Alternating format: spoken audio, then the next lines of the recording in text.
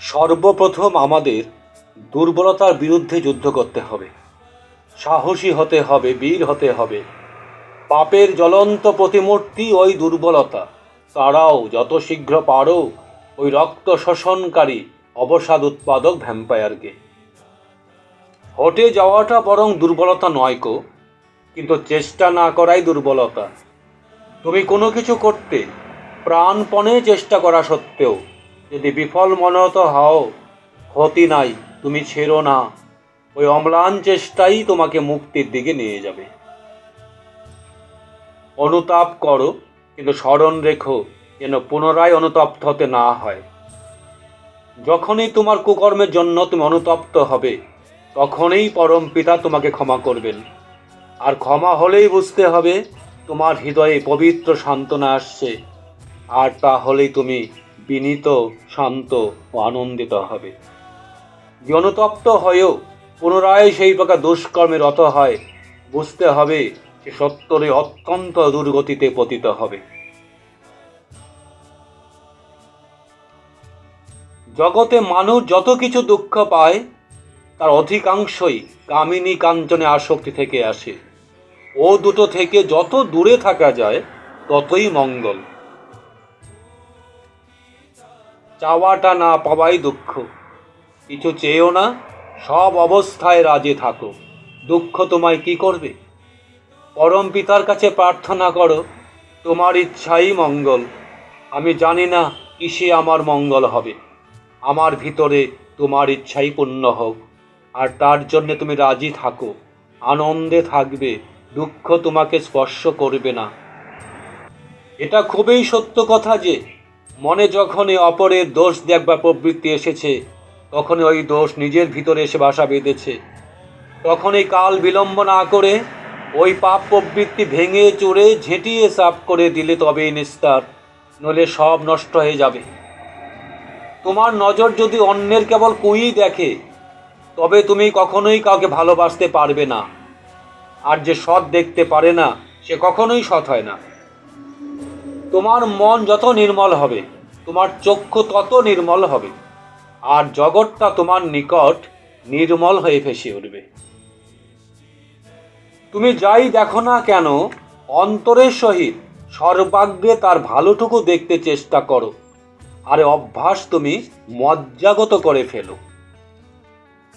তুমি যদি সৎ হও, তোমার দেখা দেখি হাজার হাজার লোক সৎ হয়ে পড়বে। আর যদি অসৎ হও, তোমার দুর্দশার জন্য সমবেদনা প্রকাশের কেউই থাকবে না। কারণ তুমি অসৎ হয়ে তোমার চারিদিকেই অসৎ করে ফেলেছ। তুমি ঠিক ঠিক জেনো যে তুমি তোমার নিজ পরিবারের, দেশের বর্তমান ও ভবিষ্যতের জন্য দায়ী। নাম যশের আশায় কোনো কাজ করতে যাওয়া ঠিক নয়, কিন্তু কোনো কাজ নিঃস্বার্থভাবে করতে গেলেই কার্যের অনুরূপ নাম যশ তোমার সেবা করবেই করবে।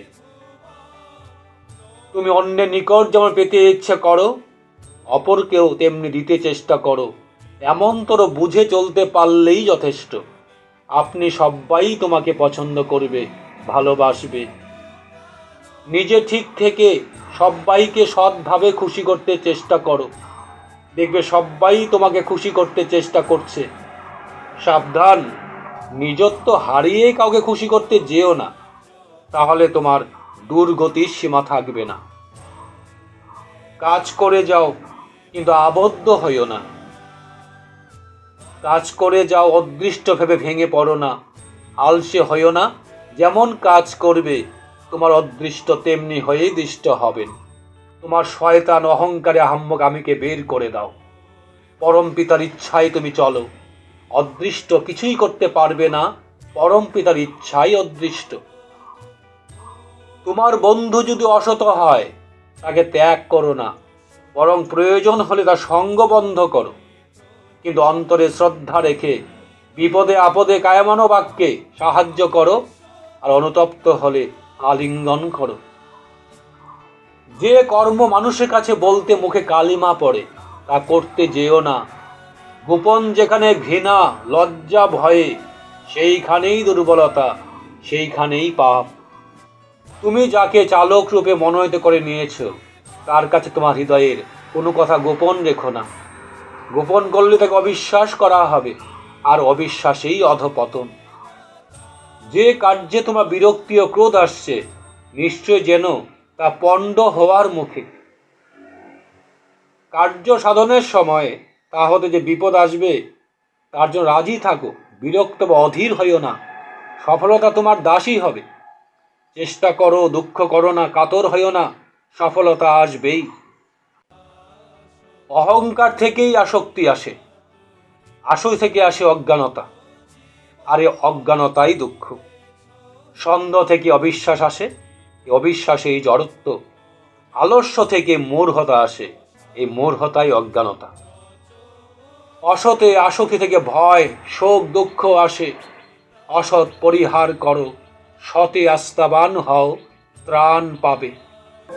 তুমি যেমন তোর প্রকৃত হবে, প্রকৃতি তোমায় তেমন উপাধি নিশ্চয়ই দেবেন, এবং নিজের ভিতর তেমন অধিকারও দেবেন।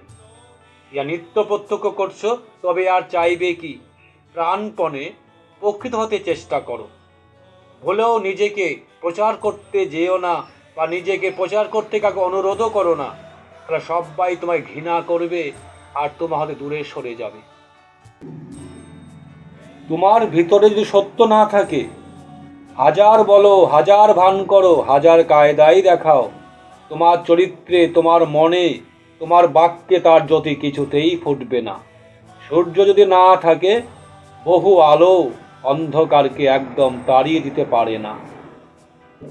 তুমি সত্যে বা আদর্শে মুগ্ধ থাকো, হৃদয়ে ভাব আপনিই উতলে উঠবে, আর সেই ভাবে অনুপ্রাণিত হয়ে কত লোকের যে উন্নতি হবে তার কিনারা নাই। তুমি গুরুতে বা সতে চিত্ত সংলগ্ন করে আত্ম উন্নয়নে যত্নবান হও। অন্যে তোমার বিষয়ে কি বলছে দেখতে গিয়ে আকৃষ্টে পড়ো না, তাহলে আসক্ত হয়ে পড়বে, আত্ম উন্নয়ন হবে না। সব সময় তাকে অনুসরণ করতে চেষ্টা করো। তিনি যা বলেন যত্নে তা রক্ষা করে অভ্যাসে চরিত্রগত করতে নিয়ত চেষ্টা করো, আর তাই সাধনা। জয় গুরু।